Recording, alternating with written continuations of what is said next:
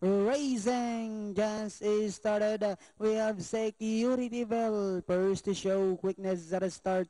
Moving a party outside. Dissipate. Tayuman, then followed over by Chris's Gift, down on the inside, Brown Baby, Dakara, Tremendous Ethan Muskrat, then followed over by Tiffany's Beauty, while Wheel of Fame, who's racing second last, while Elena Spiller came out of the gate a little bit late.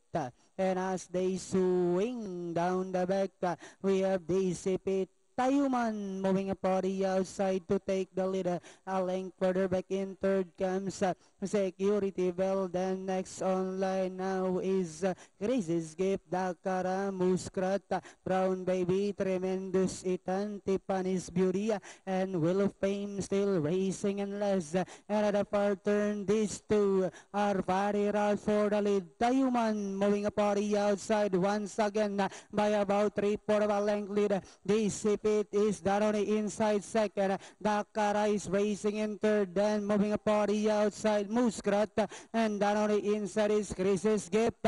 And as they swing for home, we have Tayuman by our length and a half. And on the outside is Dissipate with about 100 meters of the race. Tayuman, Dissipate is on the outside, but it's still Tayuman, and finally Tayuman. Dissipate, Dakara, then comes Chris's Gift, close Tiffany's Beauty, and Muskrat. ₱9 yung forecast, 11.9.